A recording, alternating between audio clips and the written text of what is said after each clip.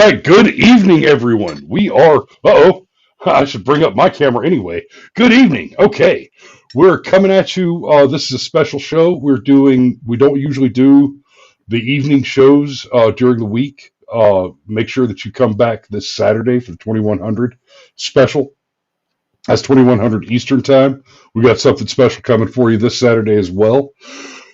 But this evening, we're doing a little something. We're going to be talking about the Butler rally assassination attempt when, many of us raised our hand and swore an oath to defend the Constitution, not the government, not the president, not the people, not the country, not the land, not the territory, not the border, the Constitution, and only that, against all enemies, foreign and domestic.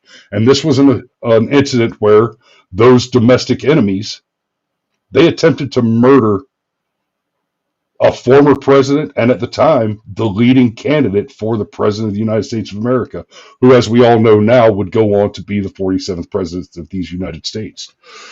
Donald Trump it looked like God reached down and twisted his head to dodge that bullet. That damn close. So the incident itself is dramatic enough. But there have been some conspiracy theories related to the incident that we'd like to discuss and address. Now, one of our habitual viewers happens to have some expertise in this matter, and he's asked to appear retaining some anonymity. We will be referring to him as Mr. B or B Controversial, his online handle, and we'll be presenting him without the video coverage to retain his anonymity. B, you want to go ahead and pop in here? Good evening, everybody. Good evening, and thanks for joining us this evening. So I'd like to get us started. Let's take a moment and just watch that beautiful bean footage. We're going to go ahead and play back the incident itself and discuss kind of what you see here and within the context of this program, what you hear. So this is that famous moment. Let me back it up a bit. This is that famous moment from almost a year ago, actually. What are we, 2 weeks short of a year ago? This was the 18th of June last year, wasn't it? This was the July 13th, 2020. July 13th. So we're about a month short of 1 year. But here we go. I'm gonna play the footage, and we're gonna stop right after the shots are fired. That chart's a couple of months old, and if you want to really see something that's said, take a look at what happened.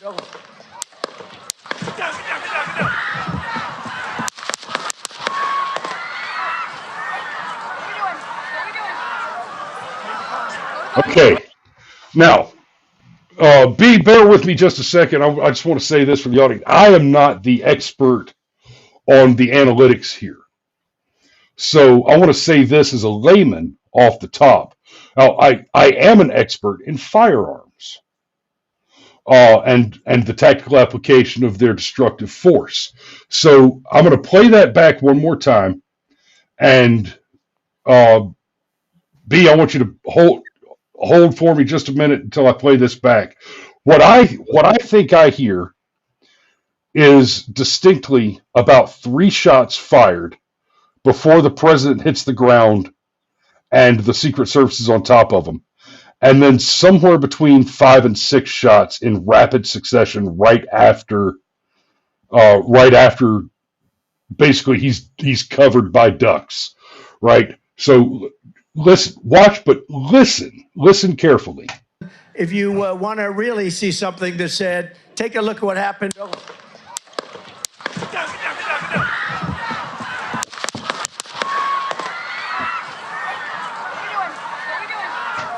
So, like I said, I am not the expert on the analysis for this type of audio analysis, but as a firearms expert, a tactical expert, what I heard there sounded to me like 3 carefully aimed shots fired from the prone position at a selected target, very intentionally, very carefully, and then that was followed immediately by essentially a mag dump, right? So B, why don't you take us through it? Do you want me to play it back for you again, or are you ready to just take us through it? I'm ready to just go ahead and go right on through it. Okay, I'll go ahead and pull up the. I got to switch this over to the presentation then. It is that one. And I'm going to go ahead and drop my camera so I don't cover up your beautiful presentation there. And just let me know when you're ready to go on to the next slide. Yep. All right, guys. So here we are. We'll be going over some of the audio analysis of the recordings from the assassination attempt. And you can see down here at the bottom, audio analysis demonstrates that there's a lack of evidence supporting multiple shooters during the assassination attempt in Butler, Pennsylvania. Go ahead, go on to the next slide. Oh, the other way. Oh, I see what I did. Good call. All right. So why does this matter, right? So this is clearly not a dead topic.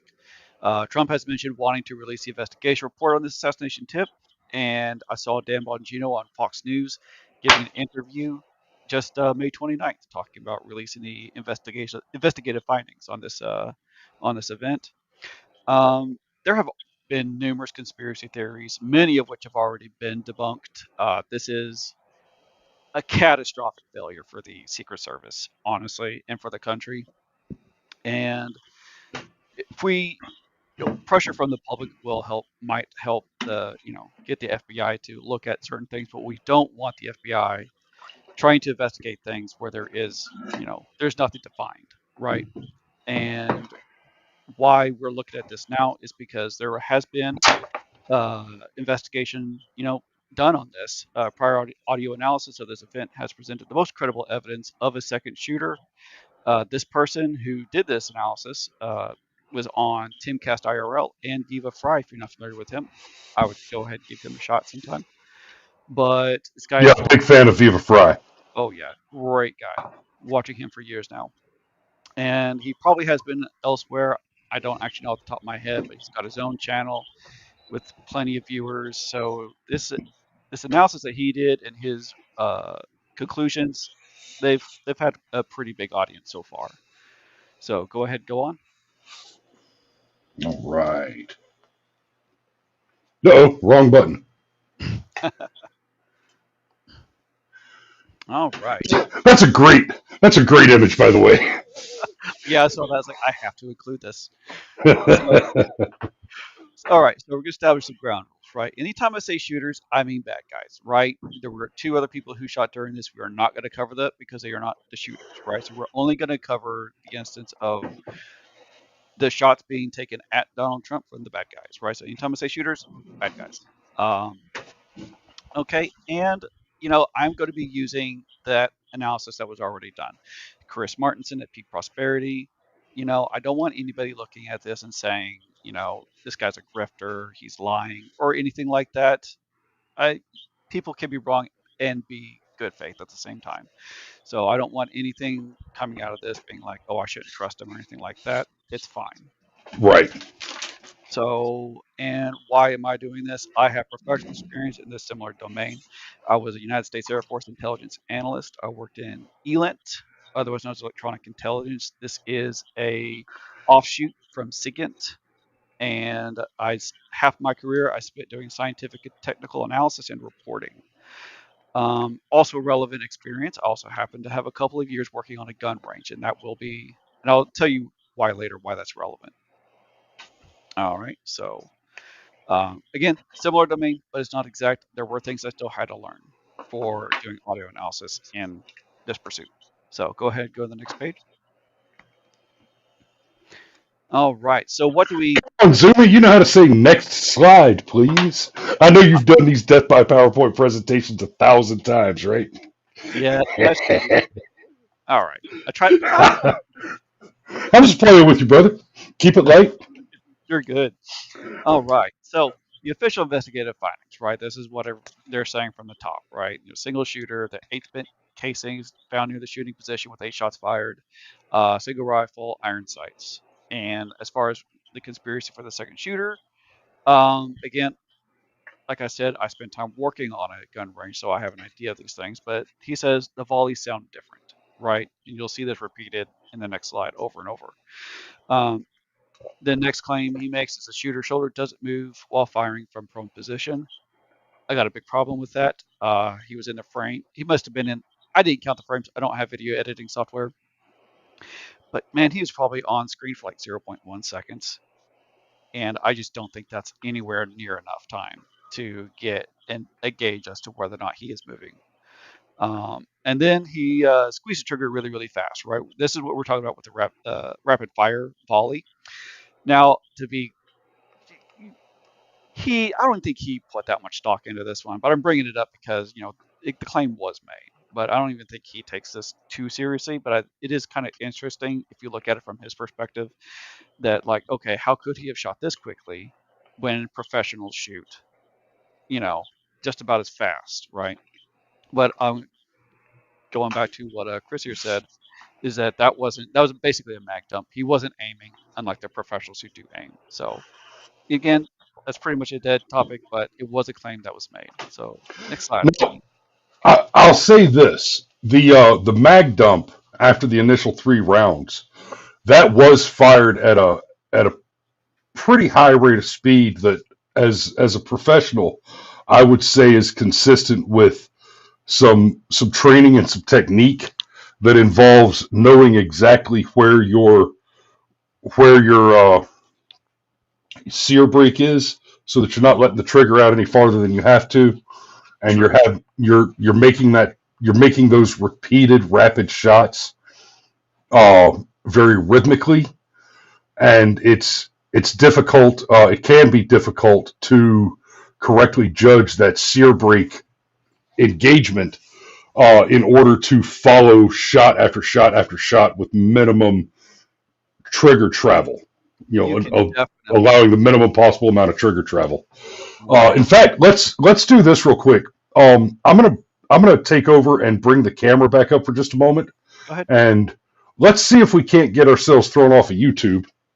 I'll show you a quick demonstration, guys. We'll use this one. Okay, because this one's the most mechanically identical. So I wonder how fast we're going to get thrown off of YouTube. Basically, what I'm talking about with the sear brake, when you squeeze the trigger, I'm going to hold it up here. You can listen for the click. You squeeze the trigger. Okay, now I've come to a point where I'm right at the sear brake, and you hear the click. That's the moment when the rifle is going to fire. It's when that click happens.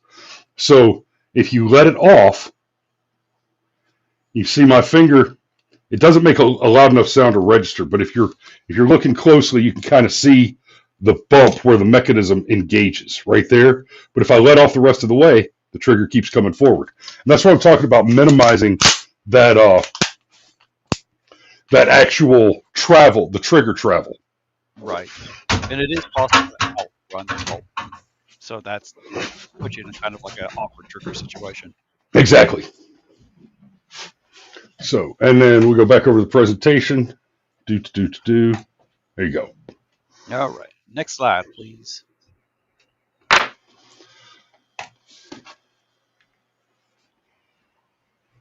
All right. Take it away. Yeah, so claims made at peak prosperity, right? So these are the actual videos that I am referencing and the dates at which those videos dropped. Again, you're going to see on all three of these, right? The volleys sound different, right? With multiple, he brings up multiple videos where quote unquote sounds different on the 24th July. But you'll see on the 18th July here, he has an incorrect shooting assessment. And then I put in there corrected July 24th. He actually has his own unnamed audio professional that did the analysis on this. He did a really good job, and I'm going to give him credit where I kind of took some stuff from him later on as we get into the technical analysis. And but the problem is he doesn't actually update his assessment on as to like what you know the professional gave him, right? And so go ahead and go into the next slide real quick. Ready? Next slide, please. There we go. So, and why is that? Well, let's be honest, it's bias. He comes to his conclusion early on, and he is just trying to maintain that position, right? Trying to find reasons to believe it is. Again, the only thing he's left with at the end is the shots sound different, and that's good enough for him, but it's fine, right? We're all human, okay? We're all susceptible to bias, okay?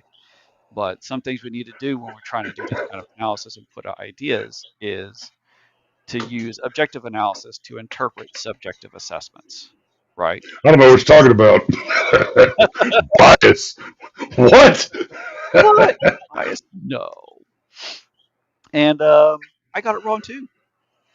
So in fact, I won't even show you how I got it wrong. And we're basically, the next slides that are coming up is going to be a technical analysis, but it's also going to be kind of like that journey I went through to get to the right, what I feel is like the correct conclusion that takes everything into account, and how I eventually decided, no, there is no second shooter during this event. All right, so at this point, we're about to go into the technical analysis. Does anybody have any questions? Do you have any questions? Not yet. And I'm not seeing any questions coming in from the audience, but I just pulled up YouTube on one of my second monitors, Mm-hmm. and we're still live. They didn't kick me for handling the gun. That's pretty cool. So let's, guys, I'll give you just a second if y'all wanna get in any questions real quick. But uh, nope, I don't see anybody. I don't see anybody popping up. Let me double check and make sure nobody's asking on X or Rumble. Mm-hmm. Do. I got a thumbs up on Rumble. Let me see. No comments, no live chat there. And go double check X. See how many eyeballs we got over there. Plenty of eyes, no commentary. And that may just be, guys, if you're watching on X, I appreciate the views. I do. Do me a favor, get off of X. Go over to Rumble. I like Elon. I like X. I hate to shove you off of there, but I'm trying to get more people on Rumble, trying to build the audience on Rumble, and there's still some weird background technical hiccup with Rumble, with Rumble and X and the way they communicate.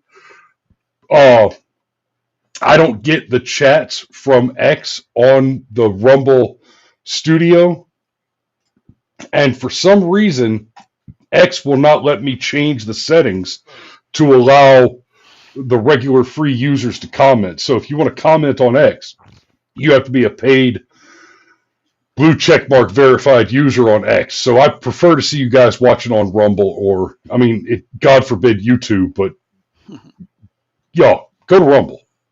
In fact, if enough of you get your asses over to Rumble, I'll give away some free 1 month trial subscriptions to Rumble and get you started. That would, if you're lucky enough to pop over and win one of those, then you can catch our deep dives on Saturday nights. You got about 3 months worth of catalog to back up on that. Historical deep dives, conspiracy theory deep dives, great stuff. You can go check that out. All right, B, you ready to hit the next slide, brother? Yeah, first thing I do want to bring up, though, is I do agree with Steve here. It was nice that CNN just happened to show up for the one and only Trump rally they went to. Yeah, that was amazingly convenient. Wow. They were so lucky that they happened to catch this once in a lifetime event. Kind of like that time they just happened to be there for that pre-dawn raid. Oh, isn't it miraculous? Somebody just happens to have a good idea to show up in random places. All right. Basically, every acronym that starts with a C, I just assume it's spelled CCPNN. Right. I hear you.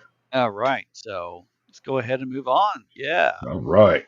So this is what we're going to be looking at today, right? Now I have two perspectives here. What you see in blue is Trump's audio recording. That's from the video we saw earlier.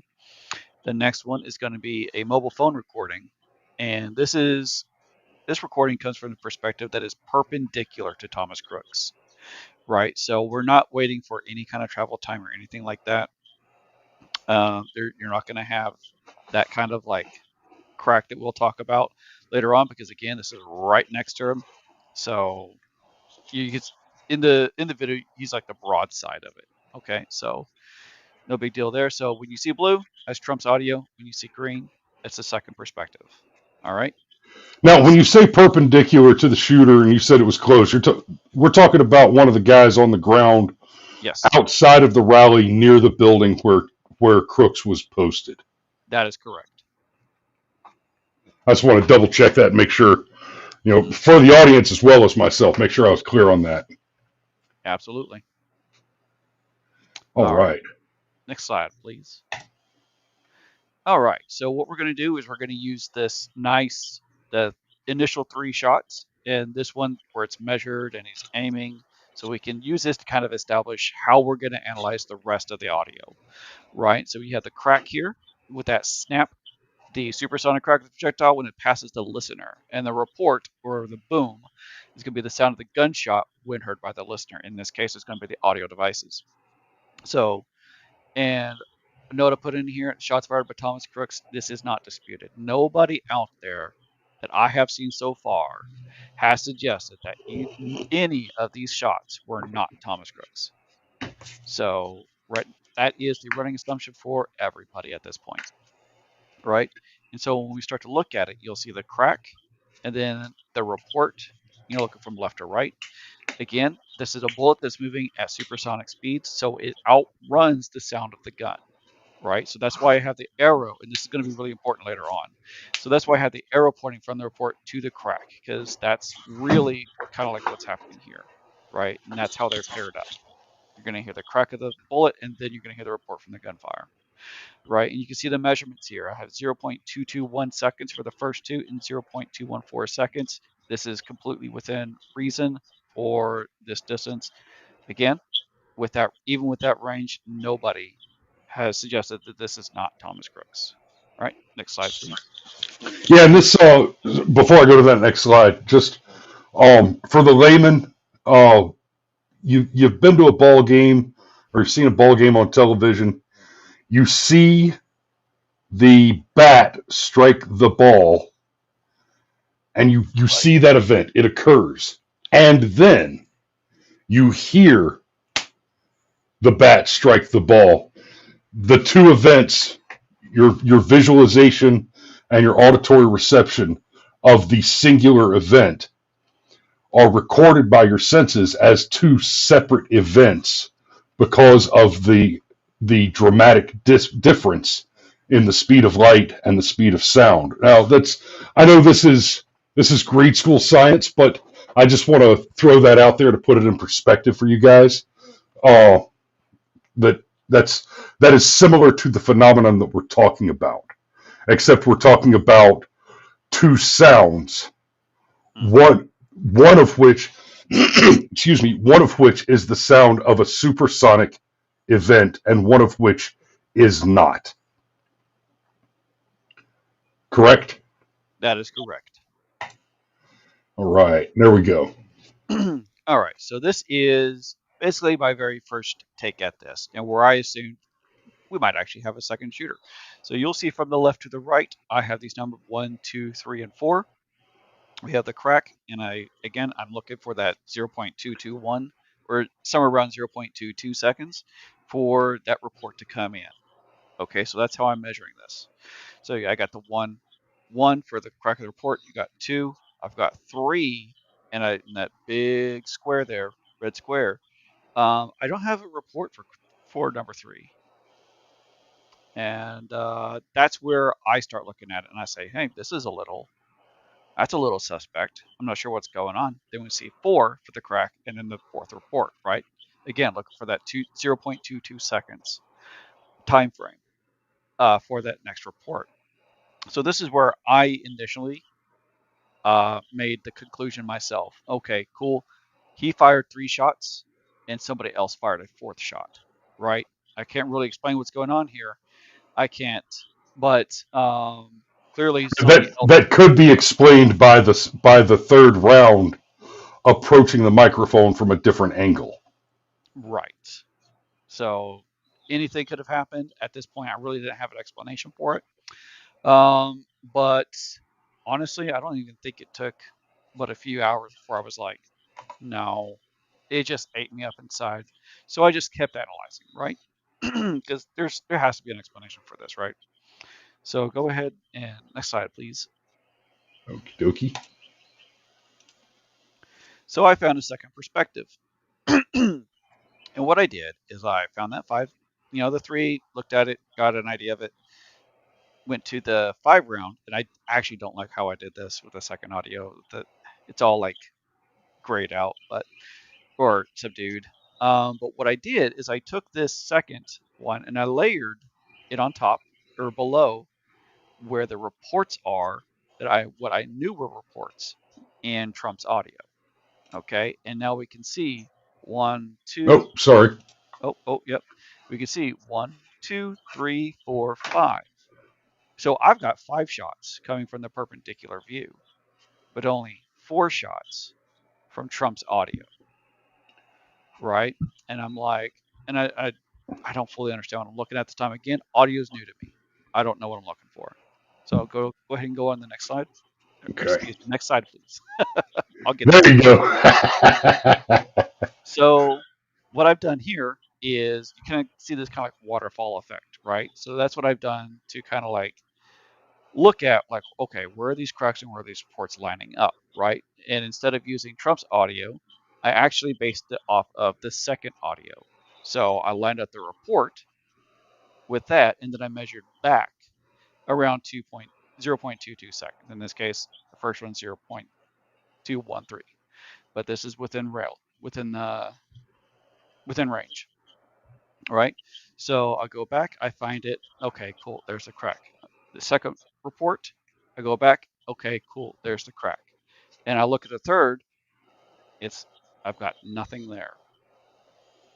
And then I go to the fourth, and again, I go ahead and measure back, so you see crack 3, question mark, I don't have a crack, I don't have a report. So this is really confusing me at this point.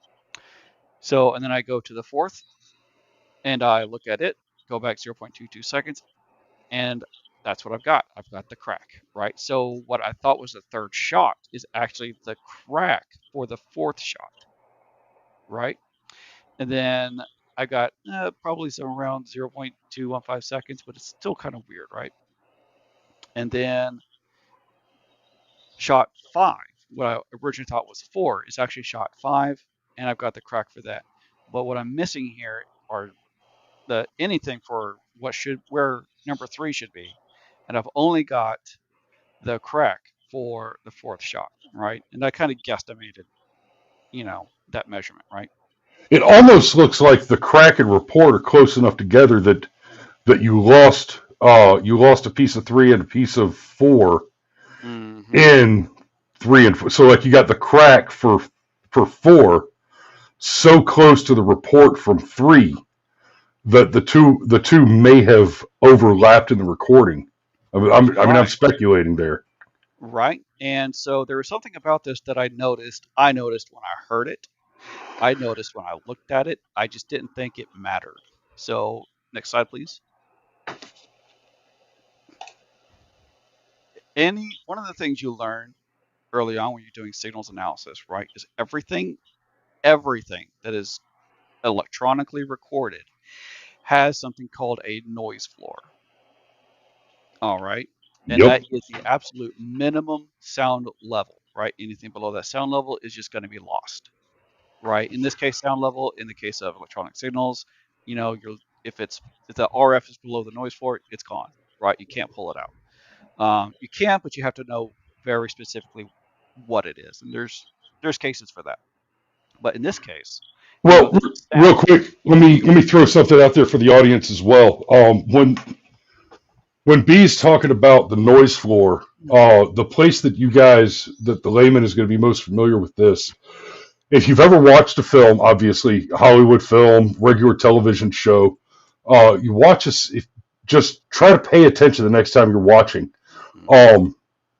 You'll hear character dialogue. They'll be having a conversation, and as soon as they stop speaking for a moment, you'll hear background noise. It'll be they're in a coffee shop, they're in a restaurant, they're in a park or something like that. Excuse me, and you hear the sounds of people chattering in the background. Well, when they film that, because of the way microphones work, so that they can get good, clean audio so that you can understand what the people are saying. And this is actually one of the clearest indicators of the difference between an amateur production and a professional production. What you do is you film the scene. You've got your extras, your people that are just there to be background characters. They are not speaking. They're moving their mouths. They appear to be having conversations with each other, but what they're doing, and I'm going to bring my camera back up for this for a second. Uh, they're literally just staring into each other's eyes longingly or whatever, and as they're speaking, they're looking at each other and they're saying something like "walla walla" over and over again. Just right. They're told to do that.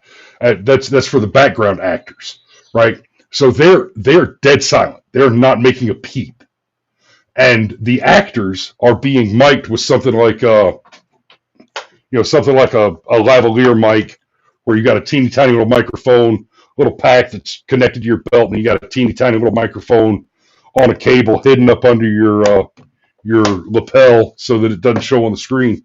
They record that audio of the actors speaking, and the microphones that they're using have almost zero noise on the noise floor because they have a noise gate which cuts the microphone off when they're not speaking at a certain volume. And then in post production, they go back and they've literally just sat in a quiet room with a microphone somewhere recording just random conversation. And then they can play that on the noise floor so that you get the sensation of there being sound when the actors stop speaking. Because if you go back and watch a scene, if you could get your hands on just a regular dialogue scene in a busy restaurant or a cafe, etc., without the added what we call room noise, it's jarring because when they stop speaking, the sudden absence of noise is so entire that it's almost a physical sensation, like your ears just stopped working all of a sudden, right? Whereas if you get you artistically you add in the noise floor, it makes it work more naturally. And so that is a function of modern microphones to have a noise gate for just that purpose. Right. Well, and not just that purpose, for several purposes, but that being one of them. Yep. And some other causes for this too is just the fact that it's electronic and the fact that, there's electricity going through it and Yep. heat and anything really adds to that noise floor. But I think another way of picturing it is if you've ever seen Back to the Future, when Marty McFly goes into the shop at the very beginning and he turns the gain up on the Yes. audio equipment, and you just hear that wah, wah, wah, wah, wah, wah, wah, wah, wah, wah, wah, wah, wah. Yeah, And then he gets that's his ass blown backwards across Doc's shop. yep. Absolutely. That wah, wah, wah, wah, wah, wah, that's the noise floor that he has turned up to the max, right? Yep. And And there are other noise gates that are used to prevent overpowering at the top end. In fact, they're to prevent exactly the things that happened to Marty, not getting blown across the room, but blowing out the speaker. And when you're talking yeah, about an electronic recording, there is a limit at which the recording device cannot collect the data if it's too loud. I wonder if that might have played a role in this. If maybe the round was closer to the microphone and happened to peak out enough to destroy the collectible data.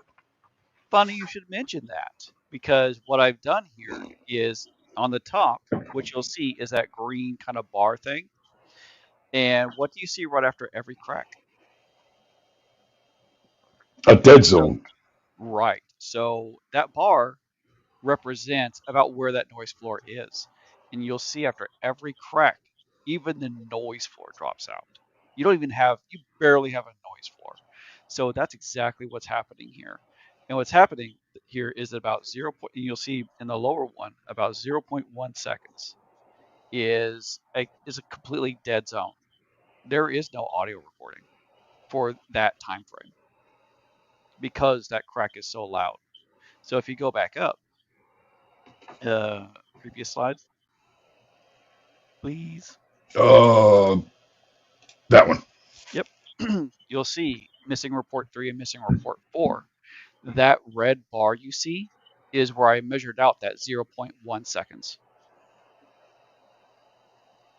So that is right where Right reports there. 3 and reports 4 exist, but the audio is completely dead. Oh, There is no report captured in Trump's mic. okay. Let's take a moment and go back to the video and look at that. Yep. Y'all bear with me just a second while I switch over the screen share.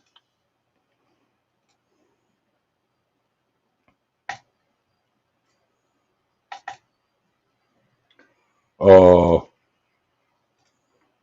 what? What? No, don't do this. Don't do it to me. Oh no. Okay. Uh-oh. B, just stick around a second. I'm going to refresh myself, and so I'm gonna drop out for just a second. I'll be right back in. I'll be here. Okay, we should both be there now, Good. and there we go. Okay, so we're gonna listen to the reports again and pay careful attention to the third and fourth shots right after they go by. Oh, it's gonna be hard to catch. Yeah, it's hard. It is. I mean, because guys, remember this is happening literally at supersonic speeds. A couple of months old, and if you want to really see something that said, take a look at what happened.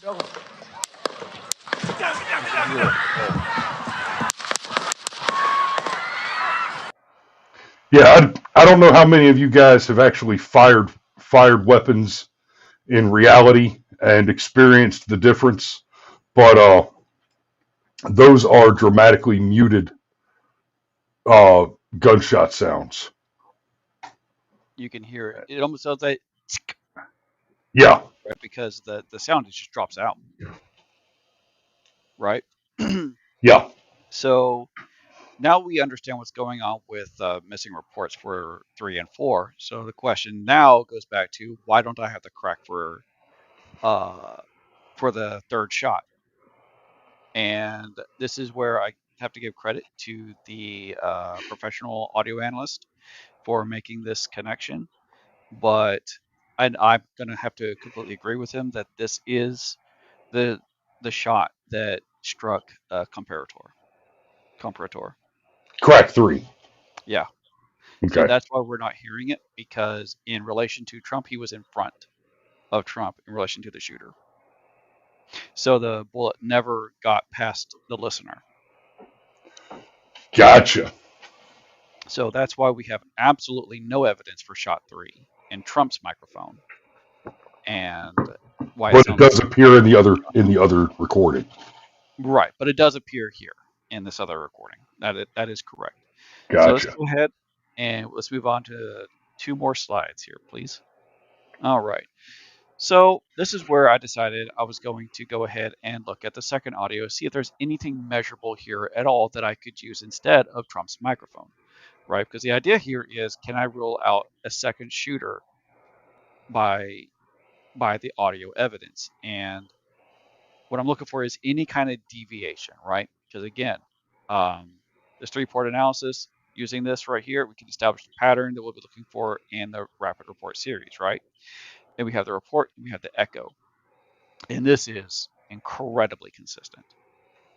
I cannot believe how consistent this was. Now you say report and echo. This is different than the report versus the crack.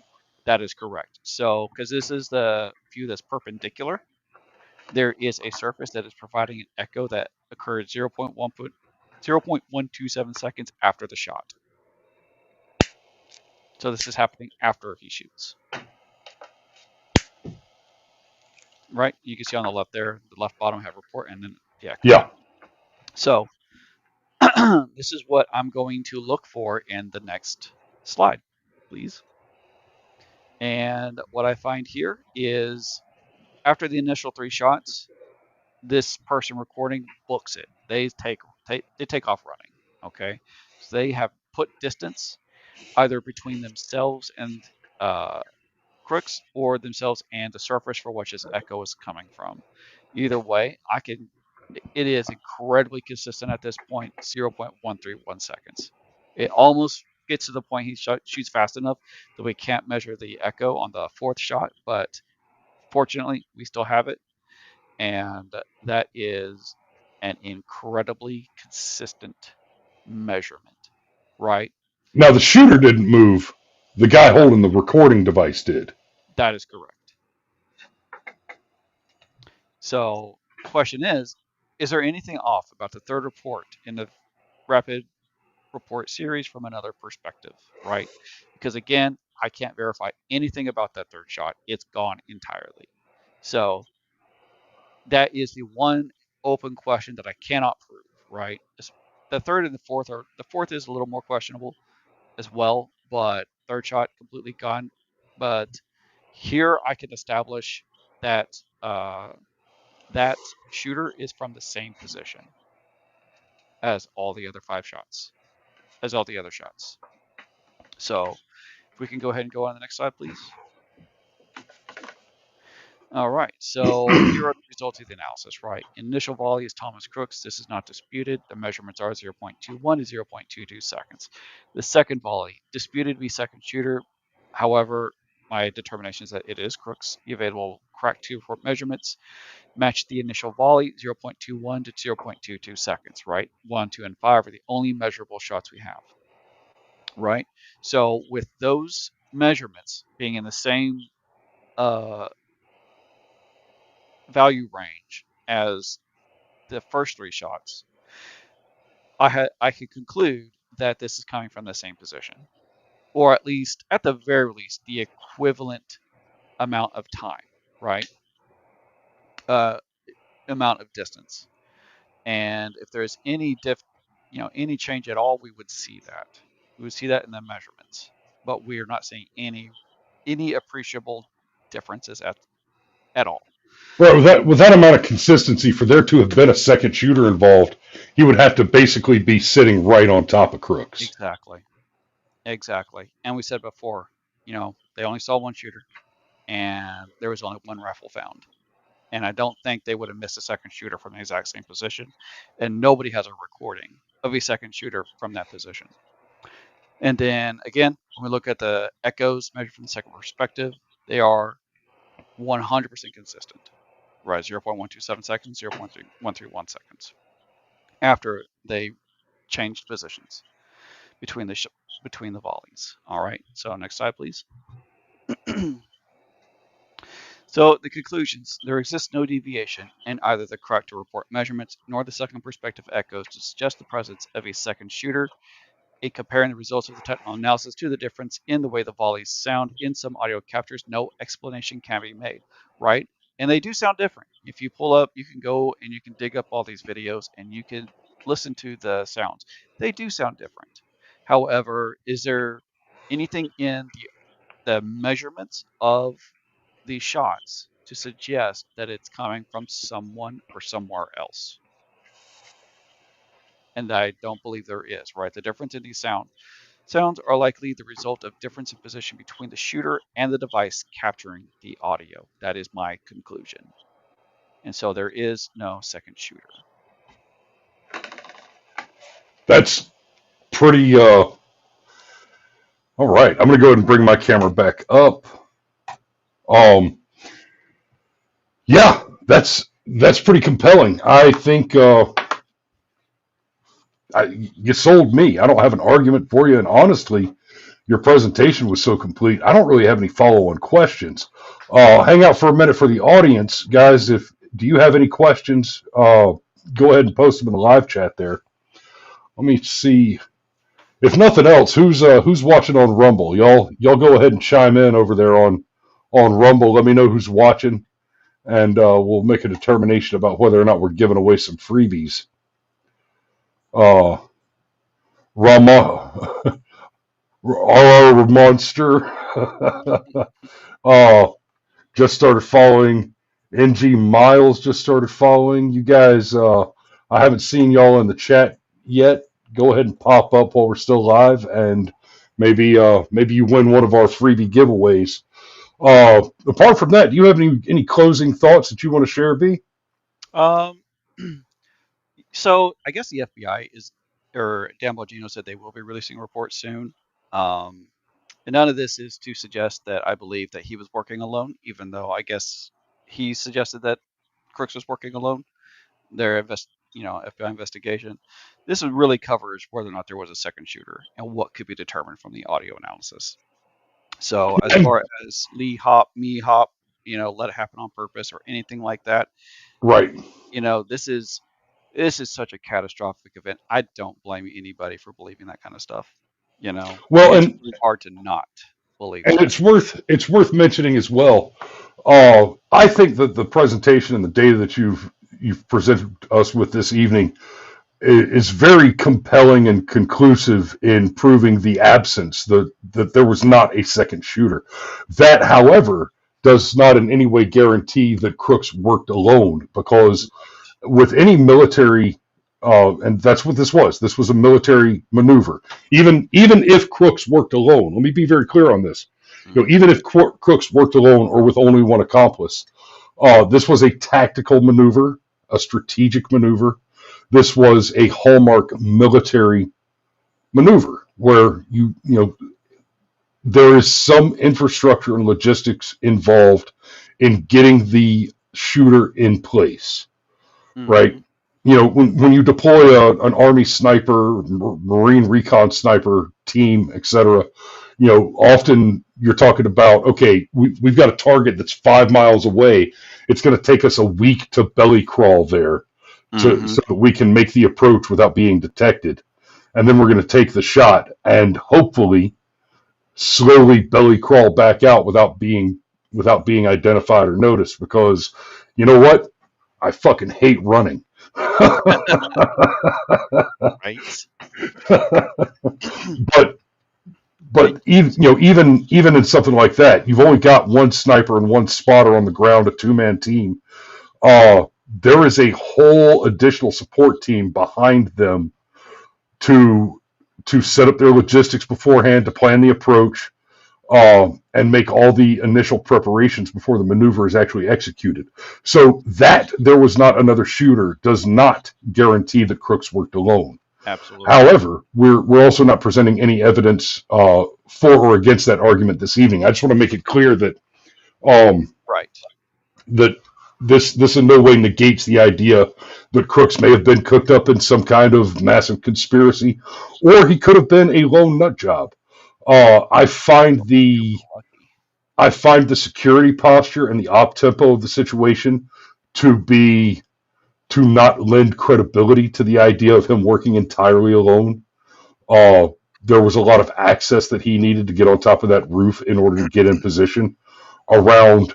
Let's be clear, not just the front running candidate for the presidential election at the time, but a former president with lifetime Secret Service, right? And somehow this kid managed to sneak around all the security and get close enough to take an accurate shot with iron sights.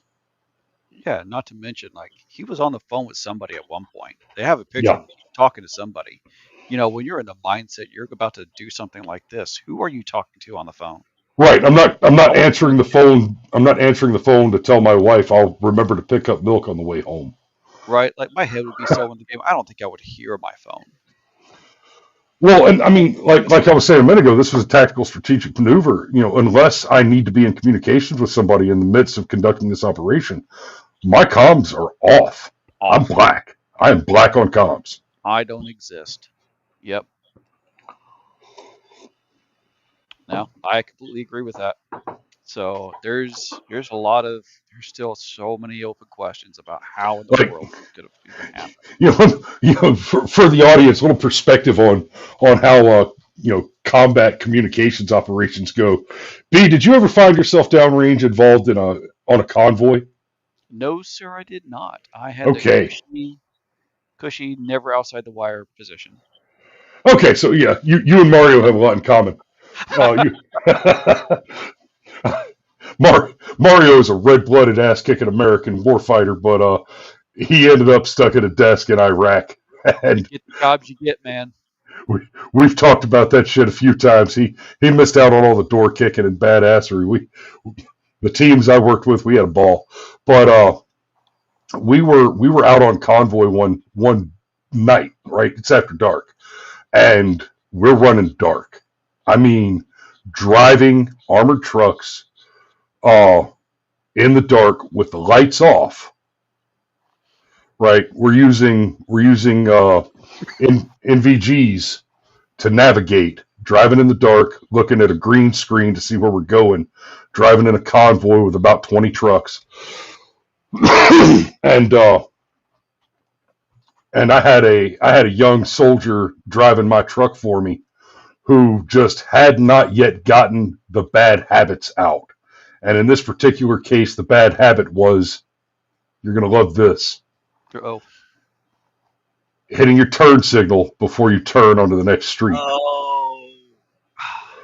Now the protocol when you're doing, it's not Black Ops. I almost said Black Ops. It wasn't Black Ops. We were running in the black. We were running quiet, lights off, in the dark. He hit that turn signal. That's not just like you. There was an urban legend years ago about a drug runner who bought a matte black supercar and ran it with the lights blacked out, and he'd zip down the freeway in the middle of the night, and the cops could never catch him because it was dark and they couldn't see him. By the time they heard him pass, he was already gone. They didn't see him coming. Oh. And then they finally caught him one night because his dumbass used a turn signal, right? So my guy hitting that turn signal, it could have alerted the enemy. We got lucky it didn't, but he did get his ass chewed because the protocol then when you're running a blackout like that is that you use the turn signal to indicate the direction if you hit contact. Oh. So if your truck gets hit, somebody starts firing rounds, your truck gets hit, you hear the crack of the round hitting the armor plate. You hit the turn signal to let the rest of the convoy know which direction you're being shot at from. Oh no. He's trying to be a good driver, and everybody else is like, he's just trying to do the right thing, and he hit that turn signal, and all of a sudden there's 3 trucks behind us that lit off maw deuces pointed in that direction. Oh, no. And that's another one. If you've never been in an armored truck with a maw deuce on top of it, you hit those thumbs, and the whole truck goes. Oh my god. So the combo thing is incredibly important, and if I was trying to slide in somewhere to conduct an assassination, I'm not going to have my fucking phone on. I mean, it's a trope. It's practically a trope in television programs where you've got the SWAT team coming in and the rookie's phone rings. Oh man. Right? I had that in a skiff. In a briefing, somebody's phone went off one time. I was like, no. Oh, it took about a bad day. Yeah, that's not the one you want. Nope. Oh man, yeah. You mentioned being a good fellow.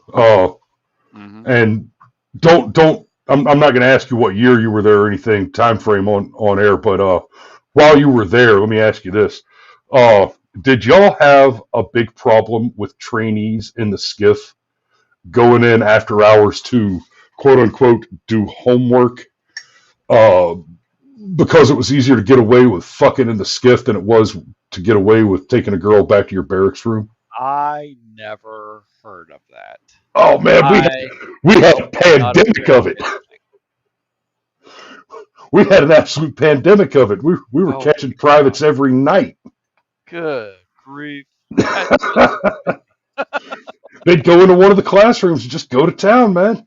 Oh man. Oh dude, and one of those skiffs was like cold. One of those skiffs was notably cold. Oh my god. That would not be enjoyable. Well, I mean, it saved you a lot of nipple work. Very true. Save you a fortune in ice cubes.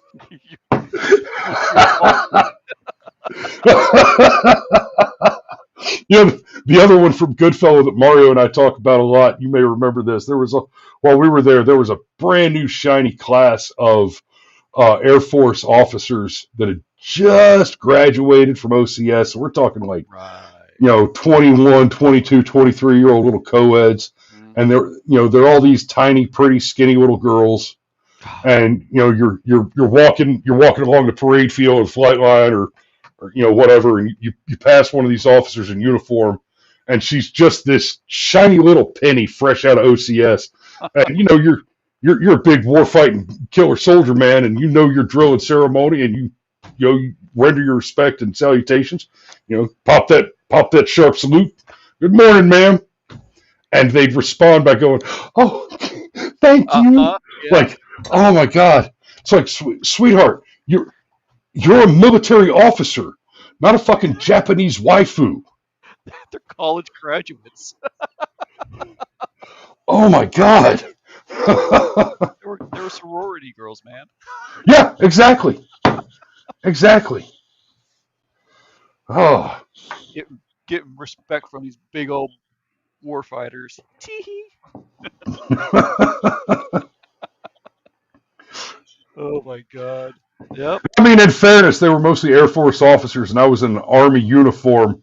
I was specialist rank, which Mm-hmm.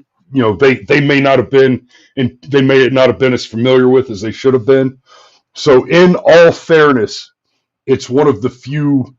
It's one of the few enlisted ranks that is not just a set of chevrons. So, because it's the sham shield.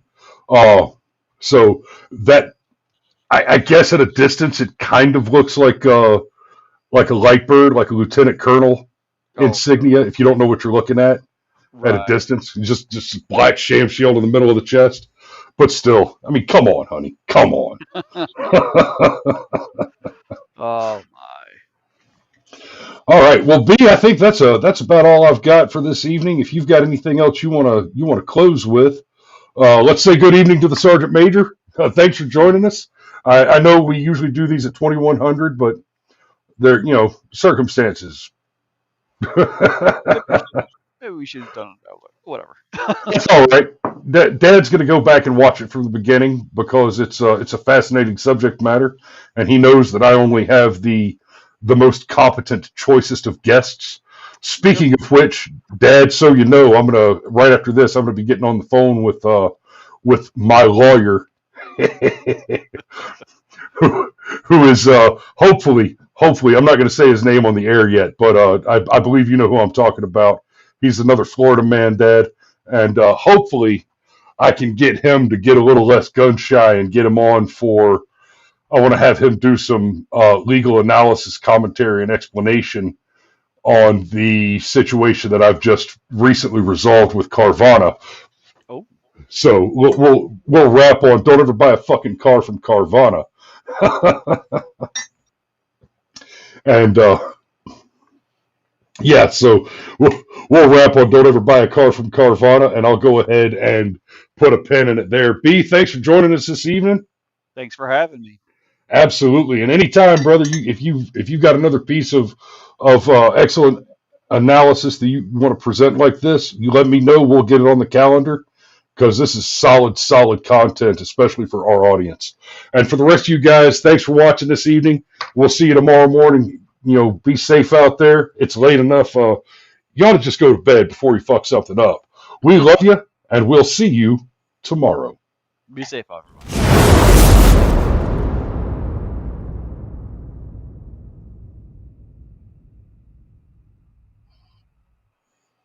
Yeah, and I'm just going to let that hang there for a minute to, I'm teasing this episode. It's coming up soon. I got a lot of work to do on it, but we're going to have fun with this one. Oh, man. Oh, yeah. Oh, that sucks so much. I'm so sorry that you had to deal with that, man. Okay. I just bought a truck myself, and they're supposed to have paperwork done for me within like 2 weeks. Then they hit me up. It's like, oh, how are things going? It's like, well, it's been 30 days.